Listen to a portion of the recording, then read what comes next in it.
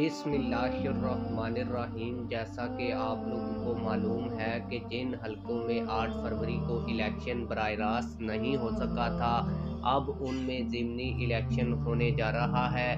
आप लोगों को बताता चलूँ कि तहरीक लब्बैक पाकिस्तान ने इस ज़िमनी इलेक्शन के लिए बड़े तगड़े उम्मीदवार जो है वो मैदान में उतार दिए हैं। तहरीक लब्बैक पाकिस्तान के उम्मीदवार अपनी भरपूर इलेक्शन कैंपेन कर रहे हैं।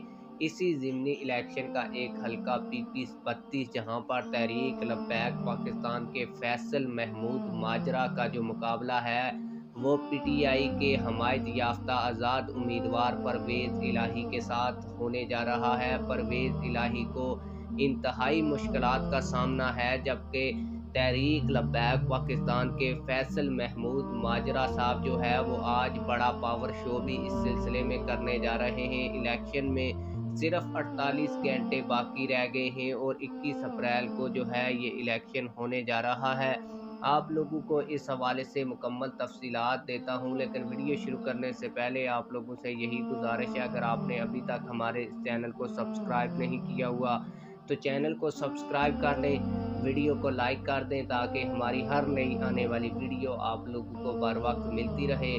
अगर फिल वक्त की बात की जाए तो जो परवेज़ इलाही साहब हैं वो इलेक्शन हार रहे हैं, लेकिन अगर इस्टेब्लिशमेंट उनके ऊपर मेहरबानी करती है तो फिर वो हारा हुआ इलेक्शन भी जीत सकते हैं, क्योंकि इस्टेब्लिशमेंट इस तरह की कारस्तानियाँ हमेशा से ही दिखाती आ रही है। जबकि नून लीग को भी इस हलके में बहुत ज़्यादा परेशानियों का सामना है। तहरीक लब्बैक पाकिस्तान इस हलके से नेशनल असम्बली की सीट पर 2023 के 2024 में जो अब इलेक्शन 8 फरवरी को हुए हैं, इसमें भी एक बड़ा वोट बैंक हासिल कर चुकी है। जबकि 2018 के इलेक्शन में तहरीक लब्बैक पाकिस्तान के कौमी असम्बली के उम्मीदवार काजी मोहम्मद महमूद अहमद कादरी आवानी साहब जो थे वो परवेज़ इलाही साहब को इलेक्शन हराने के बिल्कुल करीब पहुंच चुके थे। आप लोगों को बताता चलूँ कि हाफ़िज़ साद रिज़वी साहब ने खुद भी यहाँ इलेक्शन कैंपेन के लिए आना था, लेकिन कुछ वजूहात की बिना पर वो यहाँ पर नहीं आ सके।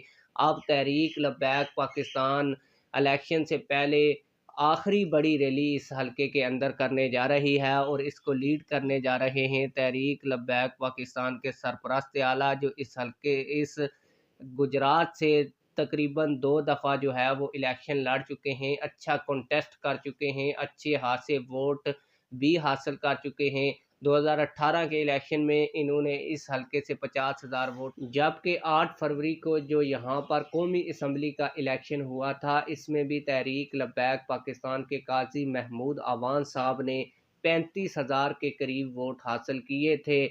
अब इसी कौमी असम्बली के नीचे एक जो है वो सूबाई असम्बली का हलका पीपी 32 है, जहां पर इलेक्शन होने जा रहा है। यहां पर 8 फरवरी को इलेक्शन इसलिए नहीं हुआ था, तहरीक लब्बैक पाकिस्तान ने जिस उम्मीदवार को टिकट दिया था उस उम्मीदवार को जो है वो लोगों की जानब से कत्ल कर दिया गया था। और अब जो लोगों की सिंपैथीज़ हैं वो भी तहरीक लब्बैक पाकिस्तान के साथ हैं, क्योंकि तहरीक लब्बैक पाकिस्तान के इस हलके में जो उम्मीदवार थे वो पहले शहीद भी हो चुके हैं। इस हवाले से तहरीक लब्बैक पाकिस्तान को ये भी बहुत बड़ा एज हासिल है। आप देखते हैं कि तहरीक लब्बैक पाकिस्तान 21 अप्रैल को परवेज़ इलाही साहब का कैसा मुकाबला करती है, क्या परवेज़ इलाही साहब को शिकस्त देती है। इस हवाले से आज जुम्मे के बाद जो बड़ी रैली होगी उसकी कवरेज भी आप लोगों तक पहुँचाने की कोशिश